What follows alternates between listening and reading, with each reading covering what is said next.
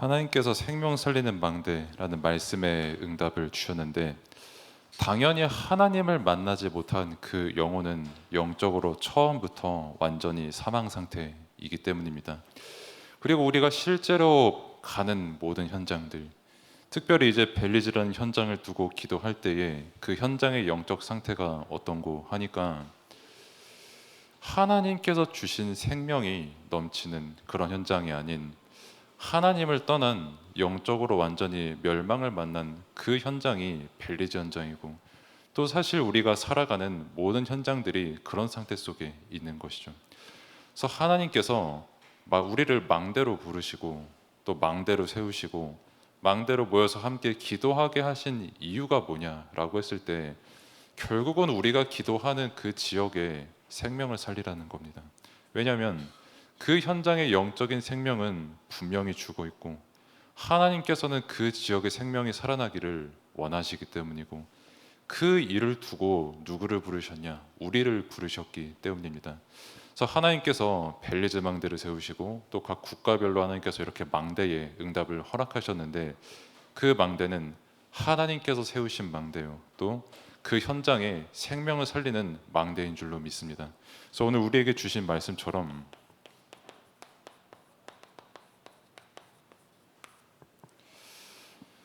최후의 승리자가 누굽니까? 라고 했을 때 성경은 우리에게 분명히 말하고 있습니다.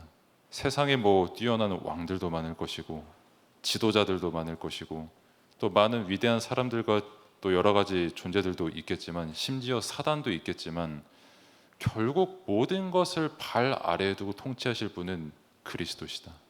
하나님만이 우리의 주인이시고 이 세상 만물의 주관자시다 라는 것을 말씀을 통해 우리에게 분명히 증거하고 있는 것입니다. 그래서 반드시 이 말씀이 우리에게 먼저 믿음이 되어야 됩니다.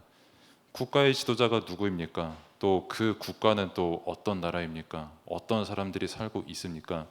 이전에 나의 주인은 누구이며 세상의 주인은 누구이며 역사의 주인은 누구냐라는 그 모든 답이 오늘 말씀을 통해서 결론난 시간 되기를 축복합니다. 특히 이제 벨리즈라는 국가는 우리가 최봉철 차성희 선교사님에게 그 선교 포럼을 저희가 함께 들어서 아시겠지만,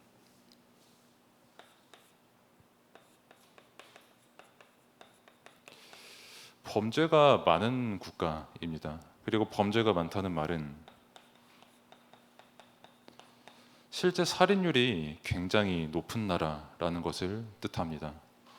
그래서 그냥 제가 어린 짐작으로 말하는 게 아니라 실제 통계는 그렇게 말을 하고 있어요.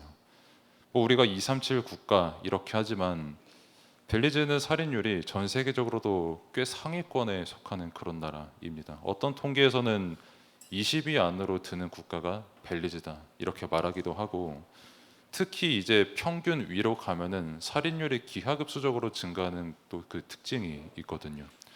그래서 많은 범죄와 많은 살인이 일어나는 국가가 이제 벨리즈다.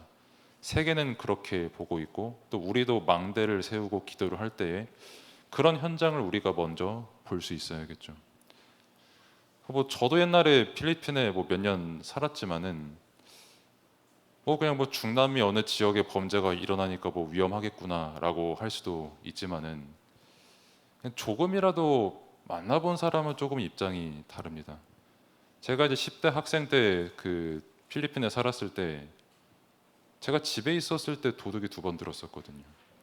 한 번은 이제 뭘 훔쳐갔는지는 모르고, 왜냐면 제가 다른 방에 있었는데 그 사이에 왔다 갔다 하고 하더라고요. 한 번은 이제 참 필리핀 국가의 특징을 그때 알 수 있었던 게, 보통 좀 도둑이 들면은 저희가 생각하는 건 이제 보석을 훔쳐간다든지 아니면은 돈을 훔쳐간다든지 이렇게 해야 되는데, 냉장고를 열어서 계란 한 판을 가져가더라고요, 도둑이. 좀 더 좋은 것 좀 가져가지. 아무튼 그래가지고 그것도 그 친구가 걸렸어요. 계란 한 판을 가져가다가 걸려가지고 뛰어가가지고 잡는데, 딱 잡으면서 그 친구가 딱 담은 넘은 상태였거든요. 근데 뭐가 하나씩 슉슉 날라오는데 계란이 날라오는 거예요. 도둑은 넘어가지 계란은 날아오지. 가지고 이거 세상에 이런 일도 다 겪는구나를 그때 10대 때 조금 체험하게 됐는데, 근데 그런 일이 되게 쉽게 일어나는 국가다, 이렇게 저희가 볼 수 있을 것 같습니다. 필리핀에서 막 한국인이면은 뭐 그래도 그분들 입장에서는 그래도 돈이 조금 많아 보이는 외국인이니까요. 또 그러다 보니까 이제 뭐 조금 핸드폰 들고 다니면은 갑자기 칼을 들면서 핸드폰 주면은 나 그냥 갈게 이러고 가는 것도 제 옆에서 한번 이렇게 봤었고요. 아무튼 그런 현장에 살면은 사람이 생각보다 되게 쉽게 죽을 수가 있구나. 그리고 아까 목사님께서도 말씀을 주셨지만은 이러니까 부자 사람들이 담을 높게 쌓을 수밖에 없구나. 저도 그때 한국인들 모이는 미션홈에서 살았지만은 그 마을을 경비하는 경비원에게 2번 이렇게 연락을 받았어요. 너네 집에 강도 들어가지 않았냐. 그러면서 계속 불안에 떨 수밖에 없고. 그런 시대를 살아가고 있는 게 벨리즈고, 사실 전 세계적으로 범죄와 살인에서 완전히 자유로울 수 있는 국가도 없고 도시도 없습니다. 그리고 뭐 통계적으로 이 국가가 살인이 많이 일어났다 했을 뿐이지, 사실 크고 작은 범죄와 다툼과 여러 가지 갈등은 사는 모든 곳에서 다 일어나고 있어요. 그러면 왜 사람이 범죄할 수밖에 없고 살인할 수밖에 없고, 특별히 이제 벨리즈 같이 조금 상대적으로 가난한 국가는 왜 이게 더 심할 수밖에 없는지에 대해서 우리는 영적으로 분명히 답을 내야 됩니다. 그래서 살인이라고 하면은, 그리고 뭐 생명이라고 하면은 우리는 보통 이전에 육신 이렇게 말을 하지만, 우리가 먼저 보아야 할 것은 근본 상태겠죠. 저 사람이 그냥 범죄한다, 저 사람 성격 정말 더럽네, 이게 아니라 왜 저 사람의 성격이 더러울 수밖에 없을까? 왜 저 사람의 성격이 범죄할 수밖에 없을까? 저 사람의 인생이 어떻길래 살인할 수밖에 없을까? 옛날에 애들 좋아하는 만화 중에 뭐 탐정 만화가 하나 있거든요. 그 탐정 만화를 보면은 그냥 모든 에피소드가 다 살인이에요. 다 살인을 하는데 거기에 특징이 뭐가 있냐면 저마다 다 사연이 있어요. 죽일 만한 사연들. 그 말은 저 사람이 살인을 할 수밖에 없고 저 사람이 범죄를 할 수밖에 없는 그 육신의 상태를 우리가 보기 전에 우리는 먼저 그 사람의 근본, 즉 눈에 보이지 않는 정신과 영혼을 우리는 먼저 보아야 된다는 것입니다. 그리고 이 상태에 대해서 성경은 분명히 하나님을 떠난 범죄를 저지른 그 인간이기 때문에 영원히 이 범죄와 살인 아래에 있을 수밖에 없다고 성경은 분명히 우리에게 증거하고 있죠. 처음부터 살인은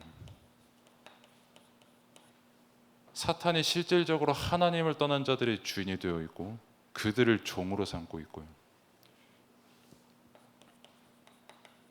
로마서 5장 12절의 말씀처럼 죄로 인한 그 사망 상태에 있기 때문에 사실 누군가에게 살인을 당하기 이전에 이미 영적으로 죽은 상태입니다.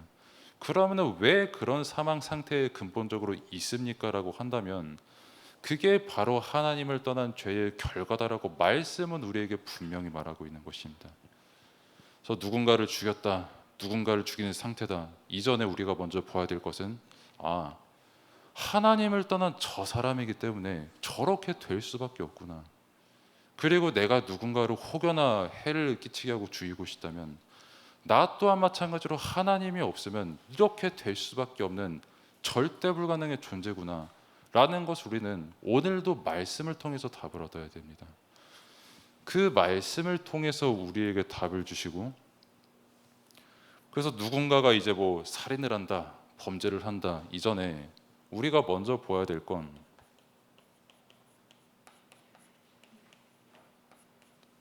영적 살인입니다. 사실 성경에서 말하는 핵심이 이 부분입니다. 오늘도 우리가 아까 잠깐 말씀을 들었지만은 예수님께서 산상수훈을 이렇게 쭉 말씀을 하시면서 복에 대해서 말씀하시고 그 다음에 이제 사람에 대해서 말씀을 하시죠. 그럼 이제 그 사람에 대해서 죄가 뭐냐, 살인하는 게 뭐냐, 뭐 이제 어떤 형제가 다른 형제를 진짜 실제로 죽이는 게 뭐 그게 살인이냐? 아니요. 그냥 그 사람을 미워하는 것만 해도 살인과 똑같은 대가를 치러야 된다고 예수님께서 말씀하셨고요. 또 음행이 뭡니까? 라고 했을 때 내가 실제로 누군가에게 범죄를 하는 게 음행이 아니라 그냥 이성 보고 음욕을 품는 그 자체가 이미 간음했다고 예수님께서 분명히 말씀하셨거든요. 그럼 양심적으로 생각을 해봅시다. 만약에 예수님께서 그렇게 말씀을 하셨다면 하나도 정말 내가 죄를 짓지 않고 나는 완전히 티가 없이 정말로 흰 백색과 같은 아주 깨끗한 사람이다라고 할 수 있는 사람 이 세상에 단언컨대 단 한 사람도 없습니다. 일단 저부터 당연히 그렇고요. 그래서 성경에서 말하는 사람의 상태가 그렇다는 거예요. 근데 이제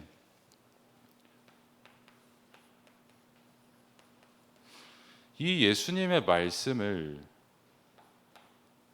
안 믿기 때문에 이제 영적 살인이 일어나는 겁니다.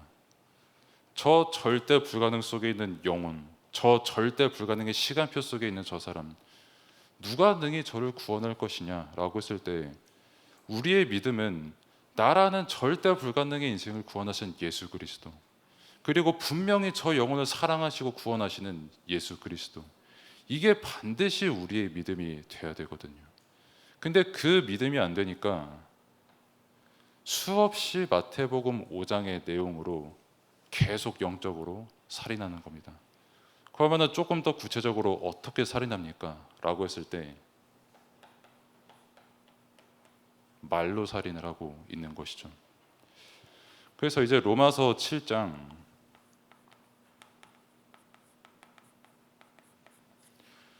10절에서 11절에 봐도 분명히 하나님께서 유대인들에게 계명을 주신 것, 또 이스라엘 사람들에게 이 율법을 주시고 계명의 말씀을 주신 것도 생명을 살려라.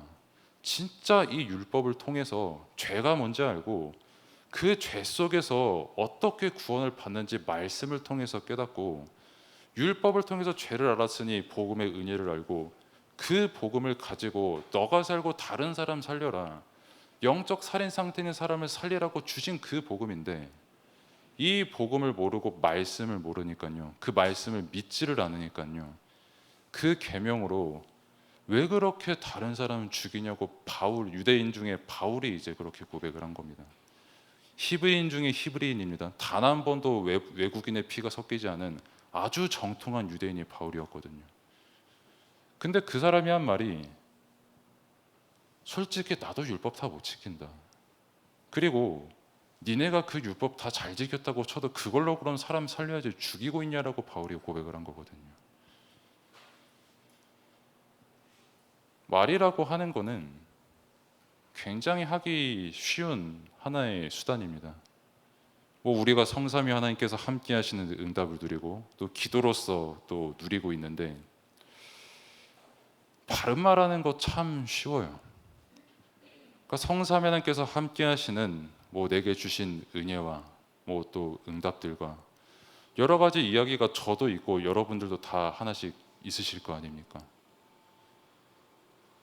근데 그 말을 가지고 나는 이만큼 응답을 받았으니까, 나는 이만큼 깨달았으니까, 성삼위 하나님께서 나에게 이러한 어떤 은혜를 주셨으니까 이 말로 나는 너를 죽일 자격이 있어 라고 하는 그 말이 생각보다 너무 쉽습니다. 나는 기도했으니까 이 정도 누려지던데 너는 왜 안 누려지냐? 그거만큼 사람 죽이는 말이 없고요. 나는 이만큼 응답 받았는데 너는 여태까지 뭐 했냐? 라고 하는 그 말만큼 그 사람 죽이는 말이 없거든요. 그러면은 그게 그 사람만 죽입니까? 아니요. 그거 반드시 자신에게 돌아옵니다. 왜 하나님 그러면은 저에게 이 정도 응답까지 주셨는데 왜 다음 응답은 안 주세요라고 하는 그 생각까지 갈 수밖에 없거든요. 정말 말 조심해야 됩니다. 아무것도 아닌 그 말이 너무나도 쉽게 사람에게 영적 살인 일으킬 수 있고, 또 반대로 그 사람에게 영원한 답이 되는 그 말 한마디가 될 수도 있는 거예요. 제가 늘 말씀을 드리고 늘 간증을 하지만 제게 가장 기억에 남을 말씀을 하신 권사님은 뭐 많은 말씀하신 것도 아니고요, 뭐 여러 가지 좋은 말 하신 것도 아니고요, 그냥 제가 생각했을 때 꽤나 바닥에 있었을 때 아무렇지도 않게 너는 하나님의 자녀다라고 한 그 말 한마디가, 그건 제게도 지금 아주 큰 은혜거든요. 그때 제 사역의 방향이 잡혔거든요. 아, 나보다 더한 쓰레기를 봐도 너는 하나님의 자녀다라고 당연하듯이 고백해야겠다. 왜냐하면 그게 하나님의 은혜고 그게 복음이고 그게 하나님께서 내게 주신 사명이기 때문이다. 그게 말씀의 능력이고, 너가 조금이라도 의로워서 너가 구원받을 수 있다면 사실 그러면은 그리스도께서 굳이 우리를 위해서 십자가에 못 박으실 이유가 없는 거거든요. 얼마 전에도 이제 뭐 방송실에서 이제 자막을 치는 청년 한 명이 뭐 뒤에 있는데 말해서 너무 미안합니다만은 좀 힘들다는 식으로 말을 했어요. 그러니까 왜냐면은 자막에 조금 금요일에 실수가 있었어요. 그래가지고 제가 이걸 하는 게 맞습니까? 라고 해가지고 저는 그냥 담담히 말을 했거든요. 나도 실수 많이 해. 지지난주에 주보에 그 하나님께서 은혜로 나를 단에 세우셨는데 이름 안 바뀌어 있더라. 축도 이름도 똑같더라. 그 책임 내가 져야 돼. 나는 당장 양복 벗고 저 어디 뛰어나가야 돼. 이렇게 말을 해줬고요. 그리고 아까 홍신혜 권사님께서 기도해 주셨지만은 실수는 하나님만 안 하시고 다 실수합니다, 사람이. 그럼 그 실수하는 사람에게 실수를 그래도 줄이도록 하는 게 맞는 겁니까? 아니면 너 왜 실수했냐? 다음엔 하면 죽인다. 이렇게 하는 게 맞습니까? 라고 했을 때 줄이도록 함께 은혜 받고 노력하는 게 제 믿음이거든요. 그러면은 그 일을 못한 그 청년을 두고 내가 비난할 자격이 있냐라고 했을 때 없거든요. 조금 더 양심적으로 말하면은 저는 하나님께서 정말 세우신 자리라고 저는 정말 믿거든요. 하나님께서 주신 일이지 그 하나님 주신 일 제가 어떻게 평가를 합니까? 물론 잘한다 못한다의 어떤 결과가 드러날 수는 있지만 그거 하나님께서 평가하실 일이고, 우리가 할 거는 우리도 똑같이 심판자의 자리에 서는 게 아니라 우리는 먼저 그 사람을 세우신 하나님의 은혜에 감사해야죠. 그 다음에 함께 기도로서 인도 받아 나가야죠. 그게 우리에게 하나님께서 주신 복음이고 복음의 말 아닙니까? 참 그래서 예수 그리스도의 사랑, 이게 우리가 받은 은혜고 복음인데 어느 순간 저 스스로도 그렇더라고요. 예수 그리스도의 사랑이 아니라 예수 그리스도를 내 것으로 자랑하는 그 자리에 제가 되게 많이 서더라고요. 어느 순간부터 나는 이만큼 기도하고 이만큼 인도 받았으니까 너 이렇게 좀 해라라고 하는 거를 아무렇지도 않게 말하는 제 자신도 어느 순간 가끔 발견되더라고요.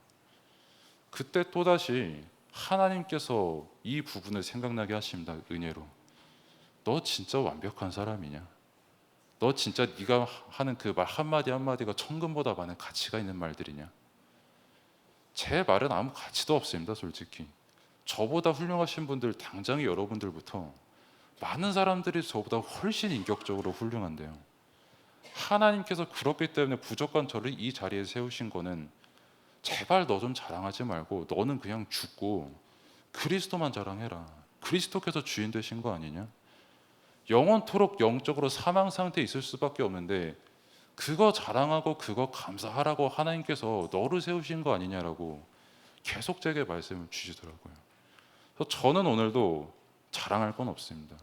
저는 제가 실수했던 것들 너무 당당하게 그러면서도 늘 갱신해야 되고, 물론 혼자서는 하나님 왜 내가 확인했을 때 안 보였던 그 찐빠가 주일 오전에 보이죠? 그래서 기도하지만 끊임없이 하나님 앞에 갱신하는 거는 은혜에 너무 감사하고 주님의 율법을 사랑하게 될 수밖에 없으니까 그렇게 되는 거지, 그 율법으로 남 죽이라고 있는 게 아니라 복음은 살리는 복음입니다. 그렇기 때문에 이 말을 정말 조심해야 됩니다. 제가 뭐 유튜브 보면서도 그 뉴스를 보면서도 참 되게 조심해야겠다라고 생각을 늘 하는 거는,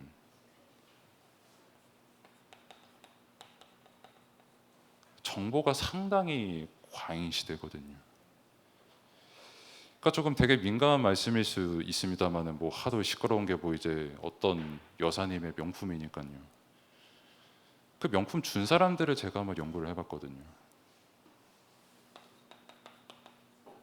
다 여기 사람들이에요. 그리고 이 이상 말씀은 안 드리겠습니다만은 혈통을 조금 연구해볼 필요가 있으신 분들이에요. 그러면 이런 것도 보고 그러면은 뭐 이분들이 그렇게 했으니까 뭐 그 여사님은 잘못이 없냐? 당연히 잘못이 있죠. 뭐 어쨌든 결과가 그렇게 됐으니까. 그러면은 뭐 그 전에 다른 여사님들은 훌륭했냐? 그것도 제가 말씀 안 드려도 여러분들이 아실 겁니다. 그러면은 뭐 그 여사님들 뭐 그 지도자분들 그 다른 분들 뭐 이렇게 하니까 아유 저 사람들 죽어야 돼. 뭐 유튜브 댓글 보면은 아유 저 사람도 언제 죽입니까? 뭐 저 사람 빨리 끌어내립시오. 그 댓글이 그냥 아예 그냥 팔만 대장경으로 되어 있거든요. 그러면은 우리가 그 자리에 서는 게 맞습니까? 라고 했을 때 우리는 이걸 알자는 겁니다. 좌우로 치우치자는 게 아니라 내가 생각하기에 맞는 그 생각에 치우치자는 게 아니라 내가 생각한 그 아주 일부분의 뭐 영상들이나 뉴스 기사 보고 아 이게 맞아가지고 저 사람 죽어야 돼 이게 아니라 내 근본을 먼저 생각하자는 겁니다. 그리고 저 사람의 근본이 무엇인지 우리는 생각해야 됩니다. 사람을 볼 때, 현장을 볼 때, 국가 현장을 볼 때 왜 저 사람이 저럴 수밖에 없지 하는 그 근본을 우리는 먼저 반드시 봐야 돼요.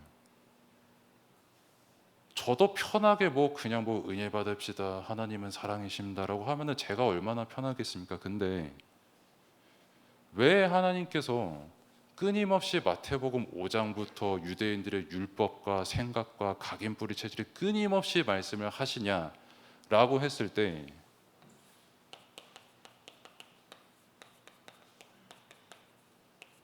창세기 3장 나의 생각이 죽을 때까지 나에게 영향을 주기 때문입니다.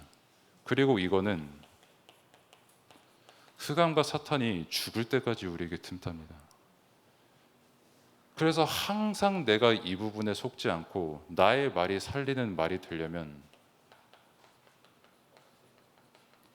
정말 말씀을 믿고 기도하는 게 우리에게 유일한 완전한 해답인 줄로 믿습니다.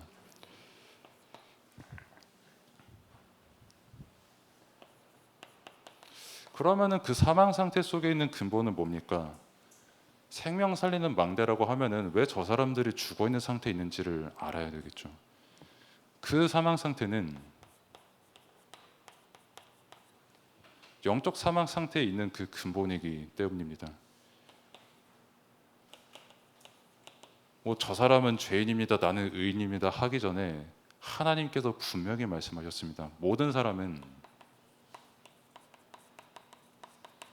죄를 범했고 절대 하나님의 영광에 이르지 못한다고 말씀이 우리에게 증거하고 있어요.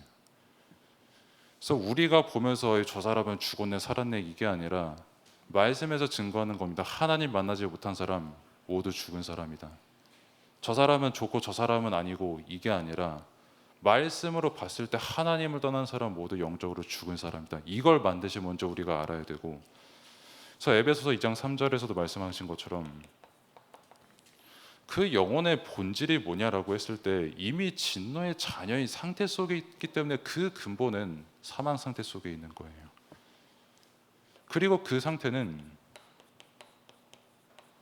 절대 스스로 이겨낼 수 없는 영적 사망 상태입니다. 이미 허물과 죄로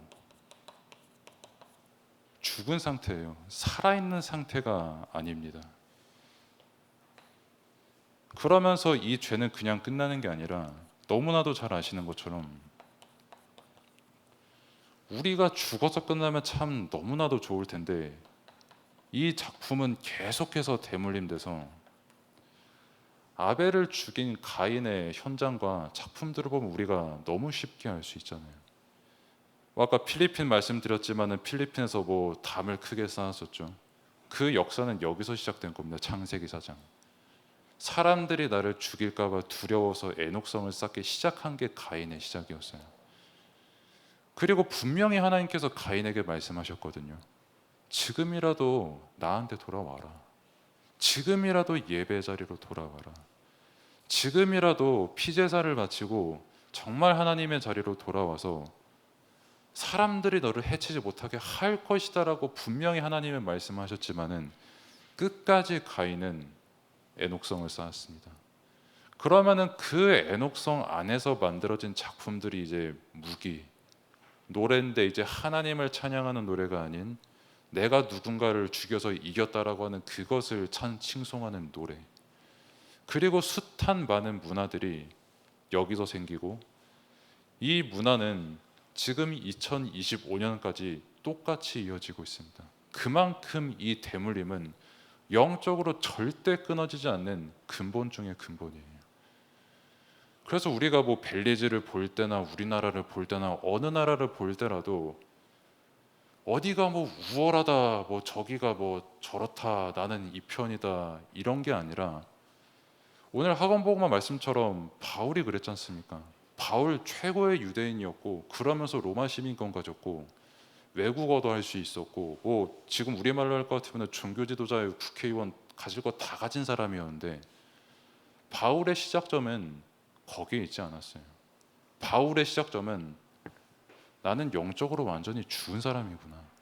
나는 그리스도가 아니고서는 아무리 내 출신 신분으로 포장을 하고 뭐 로마 시민권으로 포장을 하고 율법으로 포장을 하고 뭐 여러 가지로 포장을 해도 내 영혼은 영원토록 영적 살인 상태 속에서 살 수밖에 없는 것이구나.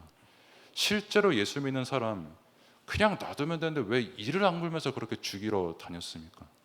본인 스스로 이 상태가 해결이 안 되는 거예요. 그래서 바울이 고백을 한 겁니다. 나의 시작점, 내 모든 그 유대인, 뭐 로마인 이게 아니라 나는 죽고 그리스도께서 사신 게 나의 시작점이다. 그럼 우리의 근본은 뭡니까?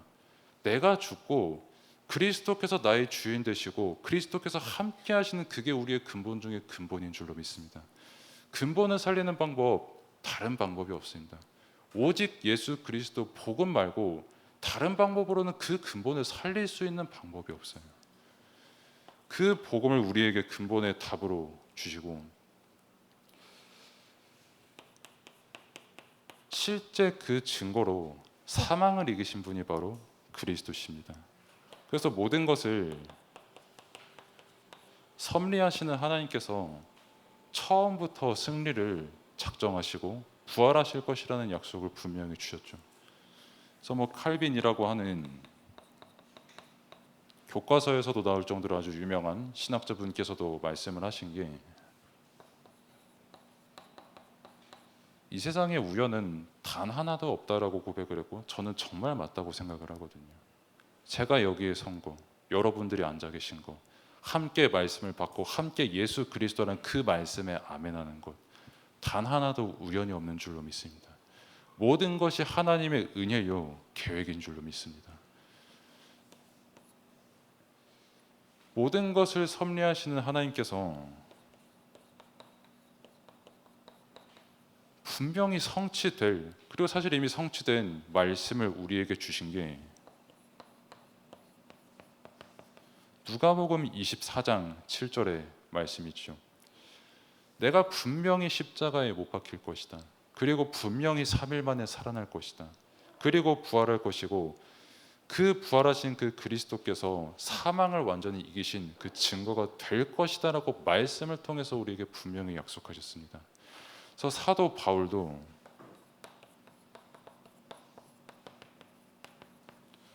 고백을 한 게 그리스도께서는 그냥 뭐 누가 뭐 이분이 그리스도시더라 이렇게 말을 한 게 아니라 성경대로 죽으실 것이라고 분명히 우리에게 말씀을 주셨고요. 성경대로 살아날 것을 우리에게 말씀을 주셨습니다. 그렇기 때문에 왜 우리는 예수 그리스도를 믿어야만 합니까? 라고 하면은 말씀에서 우리에게 그렇게 증거했기 때문입니다. 성경에서 우리가 왜 영적 사망 상태 속에 있으며 왜 끊임없이 서로를 죽이고 죽일 수밖에 없는 그 재앙 속에서 몇천 년 동안 대물림이 될 수밖에 없고 그것을 해결하는 길이 무엇인지 어떻게 그분이 사망을 이기셨는지 말씀이 증거하고 있다는 겁니다. 그리고 그 말씀 지금 우리에게 은혜로 성취되고 있다는 겁니다. 그리고 그 말씀은 완전히 승리하신 그 그리스도를 우리에게 증거하는 것이죠. 그래서 시편 23편에 다윗의 고백처럼 당연히 여호와께서 만왕의 왕이시기 때문에 우리의 목자시고요, 내가 사망의 음침한 골짜기에 다닐지라도 해를 두려워하지 않는 것은 주께서 우리와 함께 하시기 때문입니다. 내가 어떤 어려운 벨리즈, 사망의 음침한 골짜기, 그런 음침한 골짜기도 없거든요, 벨리즈라는 국가. 근데 그 속에서도 하나님께서 선교사님들을 보내시고 우리가 그 현장을 두고 기도하게 하신 것, 전적인 하나님의 은혜인 줄로 믿고, 그 벨리즈라는 국가를 통해서 해를 주는 것을 뛰어넘는 복음의 빛이 지금 이 시간에도 비춰지는 줄로 믿습니다. 그 그리스도의 역사가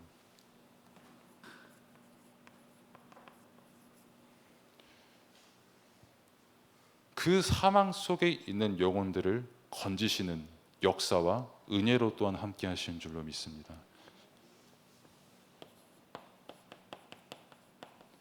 사망을 이기시고 부활하신 그리스도께서 우리와 함께 하십니다. 그는 영으로 우리와 함께 하시고, 그러면서도 이제 영원한 생명으로 우리와 함께 하시는데, 더 이상 그렇기 때문에 우리는 죄와 사망의 저주 가운데 있는 것이 아닌 새로운 피조물로 우리는 재창조된 것입니다. 새로운 피조물이 되었기 때문에 우리는, 이게 뭔 소린고라고 하실 수 있지만 300%의 응답을 누릴 수 있게 된 거예요. 다르게 말하면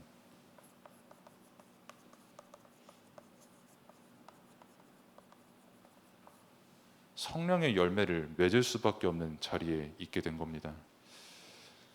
그래서 우리가 이제 아까도 중고등부 아이들에게도 그렇게 말을 했지만, 사도 바울 너무나도 위대한 사람이고 굉장히 훌륭한 사람이다.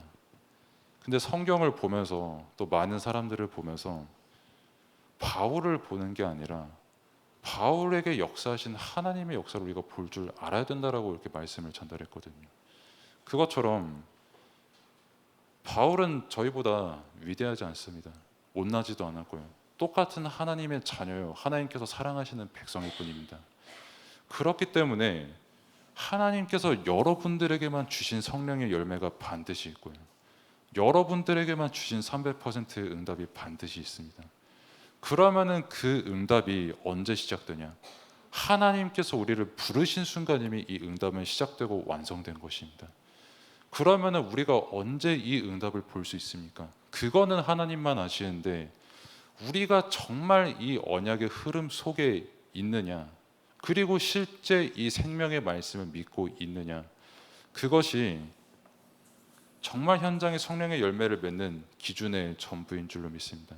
내가 잘해가지고 내가 열심히 노력하고 일을 잘해서 이루어내는 300% 열매가 아니라, 우리는 그저 이 흐름 속의 은혜로 있게 됐는데, 정말 이 말씀을 믿을 때 하나님의 은혜로 성령의 열매가 맺어지는 삶을 살게 되는 줄로 믿습니다.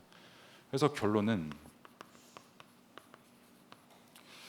그럼 사망을 완전히 이기시고 사망 가운데 있는 자들에게 생명을 주시는, 그리고 그 응답을 실제 누리는 삶을 우리가 은혜로서 지금 살아가고 있는데,